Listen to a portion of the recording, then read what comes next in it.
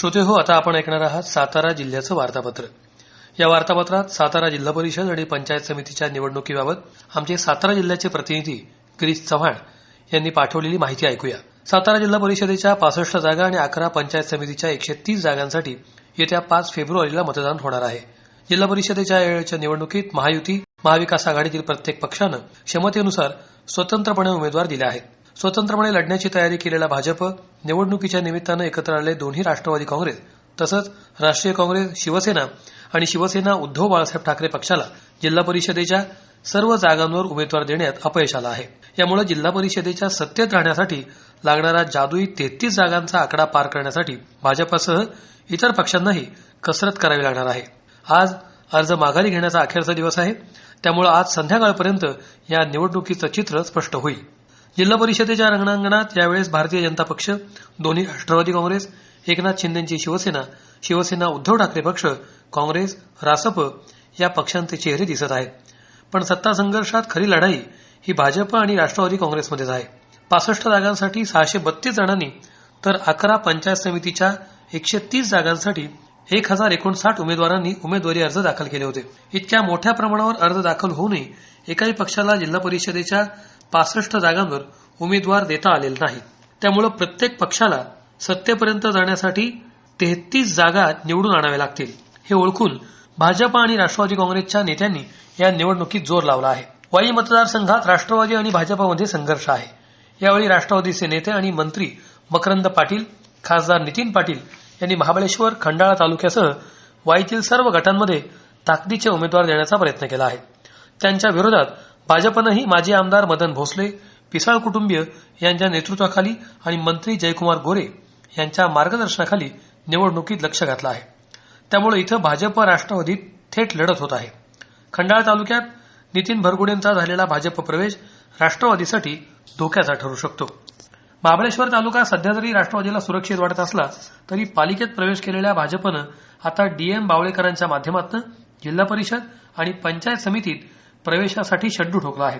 त्याबरोबरच शिंदेची शिवसेनाही रणांगणात आहे. पाटण मतदारसंघात पालकमंत्री शंभूराज देसाईंची ताकद मोठी असली तरी भाजपनं राष्ट्रवादीच्या नेत्यांना आपल्याबरोबर घेऊन तिथं खिंडार पाडण्यासाठी प्रयत्न सुरू ठेवले आहेत. यावेळी भाजप विक्रमसिंह पाटणकर आणि सत्यजित पाटणकरांच्या मदतीनं पालकमंत्र्यांचं वर्चस्व मोडीत काढण्यासाठी प्रयत्न करणार असल्याचं दिसत आहे.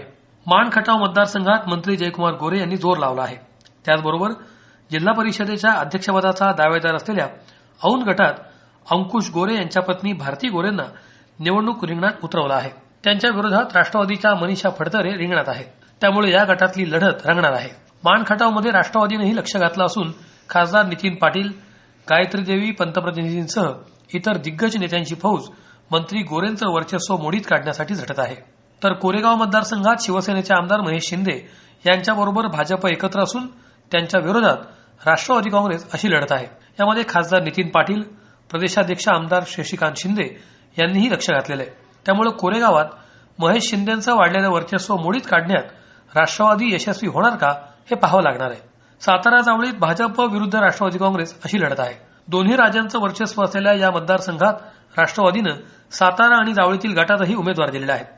दुसरीकडे काही गट बिनविरोध होण्यासाठी भाजपचे नेते, मंत्री शिवेंद्रसिंह राजेंचे प्रयत्न सुरू असून भाजपच्या काही इच्छुकांनीही राष्ट्रवादीत जाऊन उमेदवारी घेतलेली आहे. जिल्ह्यात सर्वाधिक लक्षवेधक मतदारसंघ फलटण असणार आहे.